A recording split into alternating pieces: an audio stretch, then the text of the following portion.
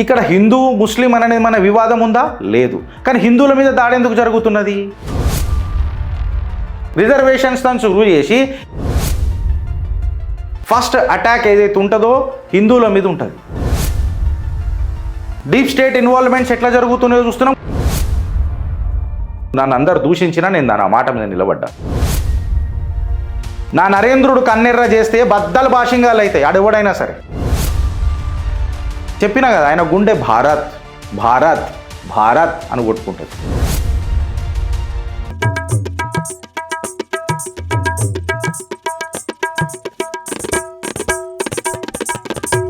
బంగ్లాదేశ్, నేను జై శ్రీరామ్ అన్నానంటే ఆడ బంగ్లాదేశ్ హిందువుల మీద ఏం ఊచకోత నడుస్తుందో మనం అందరం చూస్తూనే ఉన్నాం. ఇవాళ షేక్ హసీనాకు జరిగిన స్థితి అది మంచిదా కాదా అని అంటే దాన్ని సమర్థిస్తావా లేకపోతే గిరీష్ విమర్శిస్తావా అని చెప్పి మాట్లాడితే నేను హసీనాకు జరిగింది మంచిదేనంట. ఎందుకు అని చెప్తానంటే కొన్ని రీజన్స్ ఉన్నాయి. ఆధారాలతోనే చిత్రగుప్త్ వస్తుంది కాబట్టి, ఆధారాలు ఏంది నేను మాట్లాడా కాబట్టి, అందులో చిత్రగుప్త్ అసలు అట్లాంటి టాపిక్లే తీసుకోదు కాబట్టి స్ట్రైట్ ఉంటుంది చిట్టా అని పోతే భగ్గుమన్న బంగ్లాదేశ్లా హసీనా హసీనా దునియా ఆప్పే క్యూ హసీనా అని చెప్పి మనం మాట్లాడుకుంటే there are various reasons. Hasina అనేవరైతే ఈ వ్యక్తి ఇప్పుడు ఈ మన పూర్వ ప్రధాని ఉండేనో బంగ్లాదేశ్కి, తన రాజకీయ చరిత్ర తీసుకొని చూస్తే ఒక రోలర్ కోస్టర్ లెక్క నడిపింది ఆమె. అది అంటారు కదా ఒక సామెత, ఏందని అంటే నీ నోట్లో పట్టే అంత తినరా బై, నీ నోరు ఉన్నది గింతంతా ఇంత పెద్దగా తెరిచి ఎందుకు తింటావు అని అంటే ఆమె కూడా గట్లనే చేసింది. నువ్వు ఏదైతే నమ్మలగలుగుతావో గంతే తిను అని చెప్తారు. కాకపోతే గట్ల సరిపోదు కదా, మొత్తం తిననీకే చూస్తారు.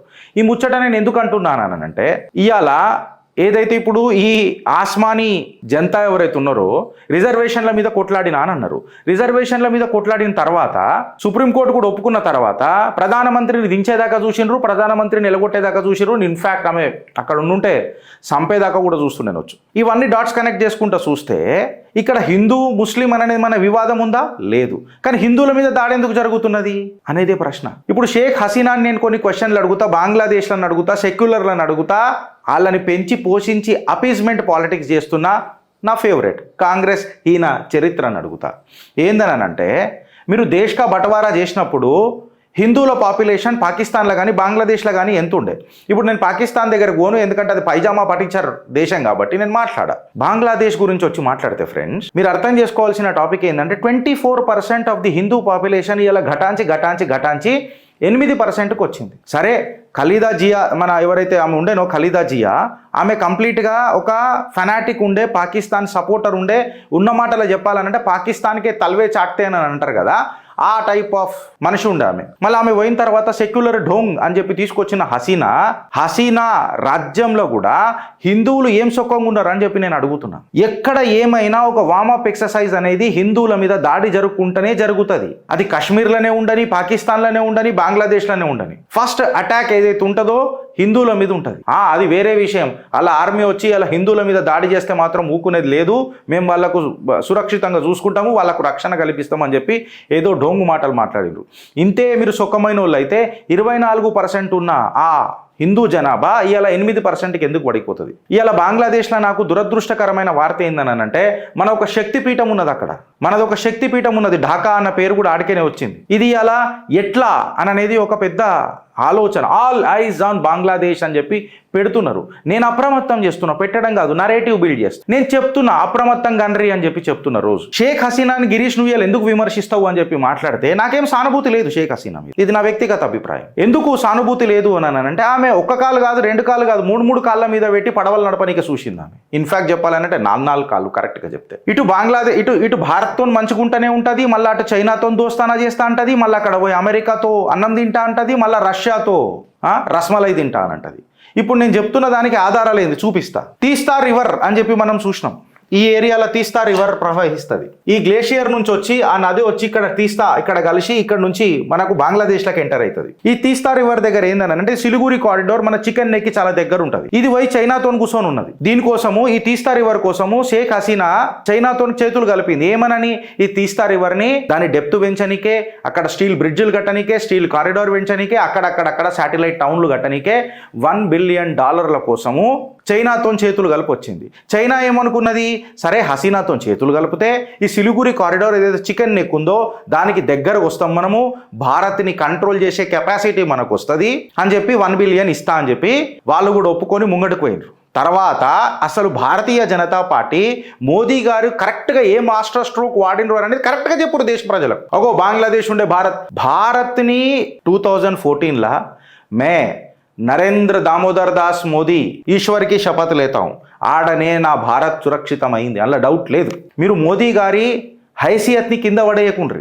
ఆయన ఆయన ఆయన ఆయన ఆయన దేశానికి గర్వం, నా గర్జన అని చెప్పుకుంటా నేను. ఆయన హైసియత్ కిందకి వేయకుండ్రి మీరు. నేను వాళ్ళకు కూడా చెప్తున్నా, మనోళ్ళైనా సరే వేరోళ్ళైనా సరే. ఎందుకు చెప్తున్నానంటే ఈ ముచ్చట, ఈ తీస్తా రివర్ దగ్గర అసలైన మాస్టర్ స్ట్రోక్ వాడిండు మోదీజీ. ఓగో రైతుల సమ్మెల ఇట్లా చేసిండు అట్లా చేసిండు కాదు, ఇక్కడ కరెక్ట్ చదువుండ్రి మీరు. అట్లెట్లా నువ్వు చైనాకి ఇస్తావు ఈ ప్రాజెక్టు తీస్తా రివర్ది అంటే మేము పోరగాల మజాక్ అనుకుంటున్నాం వాయిడ.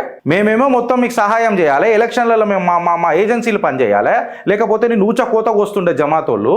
ఇవన్నీ పోయినాక మా సపోర్ట్ తీసుకొని గెలిచి మాతో చేసి గదంత కథలు పడి నువ్వు చైనా కప్ప చెప్తావా, ఏం తబ్బెత్తుకు బానంచుకున్నావా అని చెప్పి ఒక భారత్ కన్నెర్ర చేస్తే మళ్ళీ తీస్తా రివర్ది మన భారత్కి ఇచ్చిర్రు. ఎస్ తీస్తా రివర్ దగ్గర ఏదైతే డెవలప్మెంట్ యాక్టివిటీస్ ఉంటాయో అది భారత్ చేస్తుంది. షరతులతో కూడిన ఈ ఒప్పందం భారత్ సంతకాలు చేసే ముందుకు పోతుండే. ఇక్కడ మాస్టర్ స్ట్రోక్ ఆడిండు. అసలు మన దేశ గర్వాన్ని, మన దేశ గర్జనని, మన దేశ లాల్ని ఎక్కడ పొగడాలన్నా కూడా మర్చిపోయింది. ప్రతిది ఏదో పేజ్ తీస్తారు, ఉమ్ము ఇట్లా తుక్కు పెట్టుకొని ఇట్లా తీస్తారు, పేజీలు తిప్పుతారు, మోడీకా స్ట్రైక్ అని అంటారు. అసలైన సిసలైన మోదీ ఎక్కడ చలాంచిండనన్నది చెప్పురు దేశ ప్రజలకు. గుండె కొట్టుకుంటుంది ఇట్లా భారత్ భారత్ భారత్ అని. డబ్ డబ్ లబ్ డబ్ కొట్టుకోదు, భారత్ భారత్ భారత్ అని కొట్టుకుంటుంది ఆ గుండె. ఇక్కడ చైనాతో చేతులు కలిపింది Hasina. BRI belt and road initiative లా చైనాతో చేతులు కలిపి మీరేం భయపడొద్దు భారత్, ఏం కాదు, ఒక ప్లాన్ ఆఫ్ యాక్షన్ కింద నేను బిఆర్ఐ సైన్ చేసి వచ్చిన చైనాతో. మళ్ళీ భారత్తో దోస్తీ ఉన్నప్పుడు బిఆర్ఐ అనేది మాకు వెన్నులా పొడుచినట్టే కదా. బెల్ట్ అండ్ రోడ్ ఇనిషియేటివ్ కింద బంగ్లాదేశ్ ఎందుకు కలిపినవు హసీనా? ఓ హసీనా ఆజ్ చైనాకే జాలమే ఫసీనా. ఇది మీరు అర్థం చేసుకోరు. అమెరికాతోని ఇండియా పసిఫిక్ లా మాకు ఎందుకు ఉండదు ఛాన్సు? పటీచర్ దేశం మీది హసీనా, పటీచర్ దేశం మీది. మీకు ఇండియా పసిఫిక్ లో స్థానం కావాలి. బిచ్చం బతుకులలో బతుకుతారు, పక్కకున్న బిచ్చంతో బతుకుతారు. అయితే ఈమె ఏంటంటే కొంచెం జర సాఫ్ట్ కార్నర్ ప్లే చేస్తుంది ఈ హసీనా. ఎట్లా అంటే సెక్యులర్ వాదం పెట్టి జర జమాత్ ని దూరం పెట్టి, నీకు అంతనే నిజంగా తెలివితేటలు ఉంటే జమాత్ ని ఎగ్జాక్ట్ గడపర దించేది ఉండే, కలిసి కలవనట్టు. ఈమె ఏం మాట్లాడతారంటే నేను సెక్యులర్ అని మాట్లాడతాను. మరి తస్లిమా నస్రీన్ ని బంగ్లాదేశ్ లోపలికి ఎందుకు రానియాలి మేడం మీరు? సెక్యులర్ గా ఢోంగులు బంద్ చేయరు మొత్తం. ఇవాళ మన ఖలీదా జియా అని ఎవరైతే ఉన్నారో ఆమె ఇవాళ జైలుకెళ్ళి బయటికి వెళ్ళింది. ఈ ఖలీదా జియా గురించి మాట్లాడితే హిందువులకు ఒక ఇది చేదు అనుభవం అవుతుంది. పాకిస్తాన్ పైజామా పాకిస్తాన్కి పెట్టిన పేరు ఈ ఖలీదా జియా. ఎగ్జాక్ట్ గా చాపా కొట్టి నడుపుతుంది మొత్తం, జిరాక్స్ కాపీ ఆఫ్ పాకిస్తాన్. అరే 1971లో ఎవరైతే బంగ్లాదేశ్కి ఆజాదీ తెప్పించిండ్రో ఆయన విగ్రహాన్ని ఆయన దాన్నే వీళ్ళు తొక్కి పడేసిండ్రు. ఎందుకంటే ఆ జనరేషన్లు కూడా ఇలా లేవు బంగ్లాదేశ్లో. కంప్లీట్గా ఈ ఆస్మానీ సమాజం అనేది ఫనాటిక్, కంప్లీట్ ఫనాటిక్. షరియా అన్న ఒక నెత్తిలో కూర్చున్నది. ఇప్పుడు పాకిస్తాన్ కూడా గట్లనే ఉండే, ఆర్మీ రాజ్యంతో నడిచింది, ప్రభుత్వాలు కూలగొట్టుకుంటూ నడిచింది. భారత్కి ఏమన్నా ఫరక్ పడ్డదా అంటే గంటా కూడా ఫరక్ పడదు. తిప్పి కొడితే మన తెలంగాణ కడ చిన్నది అది area. If I stand corrected with my data. ఇది మొత్తం భారత్ మీద ప్రభావం చూపుతుంది అని అంటే భారత్ ఇజ్జత్ ఎందుకు తీస్తారా భయ్ అని చెప్పి నిన్న కూడా మాట్లాడినా. ఇక్కడ కాగిపోయిందంటే ఆగలే. రష్యాతోను కూడా ఈమె కొంచెం జర కాలు పెట్టి నడవనీకే చూసింది. చైనాని చెక్ పెట్టనీకే అమెరికా ఒక ప్రాంతం అడుగుంటది. ఇప్పుడు కెనడాలో పోయి అన్నోన్ గన్మెన్ కి జై, ఇక నేను డీటెయిల్గా పోతలేను. అమెరికా దోస్తు కెనడా ఆడ పోయి అన్నోన్ గన్మెన్ కి జై అని నడుస్తుంది ఆడ. వాళ్ళ రష్యాతో మనం చేతులు కలిపి నువ్వేంది నాకు చెప్పేది పెట్రోడాలర్ల, మేము చేసేది చేస్తాం, మా దేశ గర్వం మా దేశ గర్జననే మాకు ఇంపార్టెంట్, పైలా దేశ్ ఉస్కే బాద్ పూరా foreign policy Joe Bhi రహో are రాజనీతి జో భీ రహో అని చెప్పి మోదీ గారు చెప్పినా కదా. ఆయన గుండె భారత్ భారత్ భారత్ అని కొట్టుకుంటుంది. అట్లనే ప్రతి భారతీయుడిది కూడా కొట్టుకుంటుంది, భారతీయుడిది కొట్టుకుంటుంది అని చెప్తున్నా. ఇక్కడ ఉండి అక్కడ పాట పాడేటోళ్ళది కాదు. సో ఆయన ఏ డెసిషన్ తీసుకున్నా భారత్కే పెద్ద పీట వేస్తాడు. అది వేరే విషయం. కొన్ని చేదు అనుభవాలు ఉంటాయి, మెల్లగా నేర్చుకుంటాం. ఆడికి నేను వస్తా.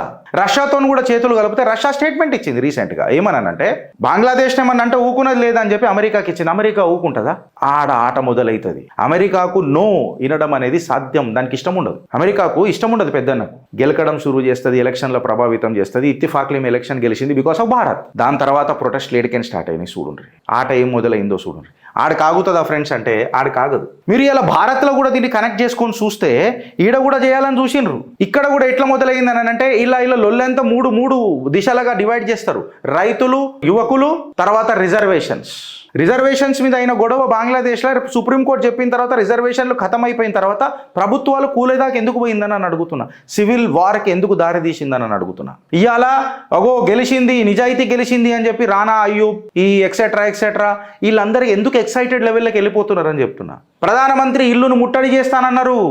వీళ్ళు రైతులు ఎట్లయితారు అని అడుగుతున్నా. సేమ్ షహీన్ బాగ్ల నడపనికే చూసిర్రు. అట్లనే సేమ్ నీట్ పేరు మీద కూడా యువకులను రెచ్చగొట్టాలని చూసారు. నేను ఆ రోజు కూడా చెప్పిన, ఇది కేవలం గ్రేస్ మార్క్స్లలో gravity is directly proportional to the coaching centres, discrepancy at the coaching centres. నేను చెప్పిన ఆ రోజు మన తెలుగు రాష్ట్రాలలో నేను ఆ మాట మీద నిలబడ్డా. నన్ను అందరు దూషించినా నేను ఆ మాట మీద నిలబడ్డా. ఇవాళ మర్డర్ ఆఫ్ మెరిట్ అని చెప్పి రిజర్వేషన్స్ల మీద కూడా మాట్లాడతారు. వీళ్ళు డాట్స్ కనెక్ట్ చేసి చూడుండ్రి, వీడికి ఆగిపోదు. యువతను రెచ్చగొట్టుడు, రైతులను రెచ్చగొట్టుడు, సెన్సిటివ్ టాపిక్ల మీద మాట్లాడుడు. ఇప్పుడు సిసలైన టాపిక్ మొదలవుతుంది. నా ఫేవరెట్ టాపిక్. ఈ ఫోటో మనం అందరం చూసినాం. ఈ ఫోటో తర్వాతనే లొల్లి స్టార్ట్ అయినాయి. మళ్ళా క్యా సంబంధ హే అని చెప్పాలనంటే నా దగ్గర ఆధారాలు లేవు కాబట్టి నేను ఆరోపణలు చెయ్య. బట్ ఈ ఫోటో చాలా కీలకం. పరివార్వాద్ ఈ ఫోటోలా ఖలీదా జియా రిలీజ్ కాగానే మమతా బెనర్జీ స్టేట్మెంట్లు మారుతున్నాయి. మీరు చూస్తున్నారో లేదు. మళ్ళీ మమతా బెనర్జీకి ఏమైంది అని అంటే ఇగో ఇక్కడ మాస్టర్ స్ట్రోక్ ఉంటుంది రా మోడీది. మోదీ హైసియత్ గిరాంచకుర్రి. ఆ మహనీయుడి గుండె ఏం కొట్టుకుంటుందో చూడుండ్రి. చిన్న వాటికి ఆయన మాస్టర్ స్ట్రోక్ అనుకున్రి. ఒక యుగ పురుషుడు, కారణ జన్ముడు. క్లియర్ కట్ గా చెప్తా. నేను పొగుడుతున్న డబ్బా కొట్టుకుంటా అంటే బరాబర్ డబ్బా కొడతా. అయితే ఆయన హైసియత్ దించి మాట్లాడతారు చూడు. నాకు ఆడమంటలేస్తుంది నాకు మీతో ప్రాబ్లం. ఎవరైతే ఈ నరేటివ్లు నడుపుతారు చూడు. ఇప్పుడు నేను ఈ ముచ్చట ఎందుకు అంటున్నానంటే మొన్నటిదాకా మా బార్డర్లన్నీ ఓపెన్ ఉన్నాయి. ఎవరన్నా వస్తా అంటే బంగ్లాదేశ్కి అని రాని నేను తీసుకుంటా అని చెప్పి మాట్లాడిన డాయన్ మమతా బెనర్జీ ఇవాళ సెంట్రల్ గవర్నమెంట్తో నేను కలిసి పనిచేస్తా, ఏమైనా సరే నేను సెంట్రల్ గవర్నమెంట్తో కలిసి పనిచేస్తా. గ్రావిటీ ఎందుకు దిగింది? బద్దలు భాషింగాలు అయితే అని చెప్పి చెప్పుంటారు సెక్యూరిటీ ఫోర్సులు ఇట్లా. నిన్ననే అజిత్ దోవల్తో మీటింగ్ అయింది. సాయంత్రం కూడా అజిత్ దోవల్ గారు పోయి ప్రధానమంత్రి మోదీ గారిని కలిసిండ్రు. సిసిఎస్ మీటింగ్ కూడా జరిగింది కంప్లీట్గా. నాకు తెలిసి అఖిలపక్ష సమావేశానికి కూడా ఆహ్వానం పలికిర్రు. ఆల్ పార్టీ మీటింగ్ కూడా పిలిచిండ్రు because of the recent escalation at Bangladesh. And moreover, let me tell you friends, all the borders of Bharat are under red alert. Pakistan కూడా దీన్ని అవకాశం తీసుకొని ఏమన్నా గుస్పేట్ చేయడానికి ప్రయత్నం చేస్తుంది. ఎందుకంటే చాలా పెద్ద బార్డర్ మనది. ఆ బార్డర్లలో ఆ హై టెరైన్లలో మనం వాళ్ళు కట్టాలంటే చాలా కష్టం, ఫెన్సింగ్ కట్టాలంటే చాలా కష్టం. So the border security forces మొత్తం రెడ్ అలర్ట్లు ఉన్నాయి. రెడ్ అలర్ట్ కంటే చెప్పాలంటే హై అలర్ట్లు ఉన్నాయి. చైనా కూడా దీన్ని అడ్వాంటేజ్ తీసుకోనికే చూస్తుంది. Yes obviously. ఇవాళ ఇదే డాయన్ వెనుకటికి మాట్లాడిన మాటలు ఇప్పుడు మాట్లాడిన మాటలలో ఫరక్ ఉన్నది. బికాస్ నా నరేంద్రుడు కన్నెర్ర చేస్తే బద్దలు భాషింగాలు అవుతాయి. అడెవడైనా సరే ఆయన హైసియత్ అది. ఆయన మాస్టర్ స్ట్రోక్ ఈడవాడుండ్రి దయచేసి. ఖలీదా జియా ఆమె ముఖము గంభీరంగానే ఉంటుంది. నిజంగా చెప్తే ఫేషియల్ ఎక్స్ప్రెషన్స్ మీదకి పోవద్దు. But I still go because తన హయాంలోనే హిందువుల ఊచకోత జరిగింది. It has become warm up exercise. హిందువులను బలి చేసుకునుడు అనేది ఒక వార్మప్ ఎక్సర్సైజ్ అయింది. ఎందుకంటే బయట ఉన్న హిందువులకు సిగ్గు లేదు అని అంటే ఒక మాట ఒప్పుకుంటా నేను. బట్ మనోళ్ళకు కూడా ఇక్కడ పెద్దగా ఆలోచన కదా, లాజిక్లు కావాలి మనకు. Still we require evidences, still we required logics that why Hindus are getting attacked is a question to be debated right now. And this family wants to win the election by hook or crook. Irrespective, they do their appeasement. Best appeasement చేస్తారు. సందేశ్ ఖలీలో ఏం జరుగుతుందో మనం అందరం చూస్తూనే ఉన్నాం. Deep state involvements ఎట్లా జరుగుతున్నాయో చూస్తున్నాం. కులేయా మన మహిళలు వచ్చి మాట్లాడుతుంటే కూడా ఏం మాట్లాడతలేం. సో మోదీ గారు ఇక్కడ ఆలోచించాలి. ద వల్నరబుల్ స్టేట్ ఇలా బంగ్లాదేశ్ గురించి ఆలోచించుడు బంద్ చేసి వెస్ట్ బెంగాల్ గురించి మనం ఆలోచించుడు షురూ చేయాలా అని చెప్తా. నిన్న కూడా నేను అదే మాట్లాడినా. ఇంకొకటి ఫ్రెండ్స్, ఇది మొత్తం దునియా మొత్తం ఇదంతా నడుస్తుంటే, ఇదంతా యాక్టివిటీ నడుస్తుంటే, స్టాక్ మార్కెట్ క్రాష్ అవుతుంటే మీరు ఒకసారి చూడండి. ఆధారాలతోనే మీ చిత్రగుప్తు కాబట్టి ఈ రెండు స్టాక్లు మాత్రం రప పెరుగుతున్నాయి. లాక్హీడ్ మార్టిన్ కార్పొరేషన్ ఆ గ్రాఫ్ చూడుర్రి మీరు. నార్త్ గ్రూమాన్ కార్పొరేషన్ ఆగస్టు 1 వరకు డేటా తీసుకున్నాను నేను. అంటే వీళ్ళకు వార్ జరుగుతుంది తెలుసా? బంగ్లాదేశ్ ఇట్లా అవుతుందని తెలుసా? మనం అప్రహెన్షన్స్ వీళ్ళకి ఎందుకు లేవు? ఈ స్టాక్ ఎందుకు అయితే లేవు? నేను జస్ట్ కేవలం మీకు హింట్ ఇస్తున్నా. ఏ డీప్ స్టేట్ ఇన్వాల్వ్ అయింది అని చెప్పి మిమ్మల్ని ప్రశ్నిస్తున్నా. ఇంతగానం కాన్స్పిరసీ జరుగుతుంటే మీరెంత అప్రమత్తంగా ఉండాలో అని ఒక హెచ్చరిక జారీ చేస్తున్నా. ఒక క్రెడిట్ కార్డు తీసుకున్నది హసీనా చైనా దగ్గరికి. ఒక క్రెడిట్ కార్డు తీసుకొని ఆ క్రెడిట్ కార్డుని గుంజుకుంటా పోయి ఆడ బ్రిడ్జ్ కట్టి ఈడ బ్రిడ్జ్ కట్టు ఓ డెవలప్మెంట్ పేరు మీద డోంగు కొట్టింది. ఓ 24 బిలియన్ మేము సంపాదించినామంటే మళ్ళీ నీకెంత వచ్చింది అని చూస్తే కేవలం 4 బిలియన్ 1 బిలియన్ కంటే ఎక్కువ లేదాడు. ఇగో ఇది ప్రాబ్లం అని అంటున్నా. డెప్ట్ ట్రాప్లా చైనా వాళ్ళని ముంచి వెనకకేం చైనా కూడా ఆబ్వియస్ గా నాటకాలు చేస్తుంది. అమెరికా పాత్ర పెద్దగానే ఉంటది. డొనాల్డ్ లూ, విక్టోరియా న్యూలాండ్ వీళ్ళందరూ వచ్చిండ్రు అంటే రెజిమ్ చేంజర్లే కదా, వీళ్ళ పాత్ర ఖచ్చితంగా ఉంటది. ఇప్పుడు అప్పుడు భారత్ అప్రమత్తంగా ఉంటుంది. ఇవాళ పాశ్చాత్య దేశాలు కూడా, అంటే నిజంగా చెప్పాలంటే వెస్టర్న్ కంట్రీస్ కూడా, బంగ్లాదేశ్ ఎక్స్ ప్రైమ్ మినిస్టర్ ఆమె పేరేంది హసీనా, ఆమెకు వీసా ఇయ్యనిక నిరాకరిస్తున్నారు. ఎందుకంటే ఇప్పుడు యూకేలో వీసా ఇస్తే అక్కడ ఉన్న ముస్లిమ్స్ లొల్లి పెట్టగల అని. ఇలా కౌంటు చూడుర్రి, లొల్లి పెట్టేది ఎవరో ఆలోచించుండ్రి. రిజర్వేషన్స్ తో శురు చేసి హిందువుల మీద అటాక్ ఎందుకు చేసిర్రు అని అంటున్నా నేను. ఈ తబ్లికి జమాత్కి చాతలు చూడుర్రి. నేను ఇలా కాంగ్రెస్ నీళ్ళు ఎందుకు గుంజుకొస్తానంటే అదే జమాత్కి 2 కోట్లు 3 కోట్లు మొన్నిచ్చిరు వికారాబాద్ మీటింగ్లో మన రేవంత్ అన్న సర్కార్. 2 కోట్లు 2.5 కోట్లు ఇచ్చిరు కదా, ఫస్ట్ డిస్క్లోజ్ చేసింది చిత్రగుప్తే. వచ్చుడే రేవంత్ అన్న అపీజ్మెంట్ పాలిటిక్స్ షురూ చేసిండని దాని కోడంగల్ ఇస్తా అని చెప్పి మాట్లాడిండు. కొండంత బలం చూపించిండు అసదుద్దీన్ అక్బరుద్దీన్ ఓవైసీకి రేవంత్ అన్న. కాంగ్రెస్ డిఎన్ఏనే అసుంటిది. ఆ డిఎన్ఏల రాజ్యాధికారమే ఇంపార్టెంట్ వాళ్ళకు. దానికోసం ఎట్లాంటి నీతన్న చేస్తారు, బయటికి న్యాయ్ అని మాట్లాడతారు. ఇవి అసలైన మొగోడు మాట్లాడిండు దక్షిణ దళపతి అన్నమలై.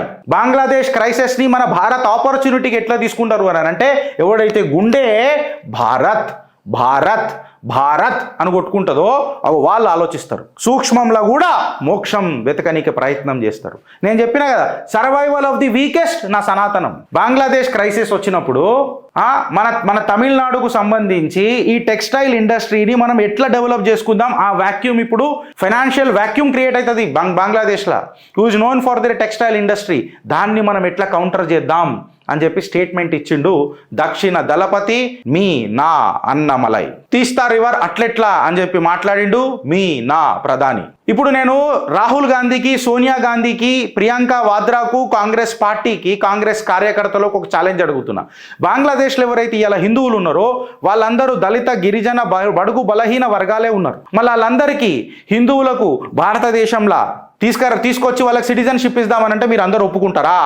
चपुर जो पार्टी दलित और पिछड़े वर्ग के लिए लड़ता है वो पार्टी आज स्टेटमेंट देने के लिए रेडी है क्या, तैयार है क्या, आज पूछ रहा है चित्रगुप्त.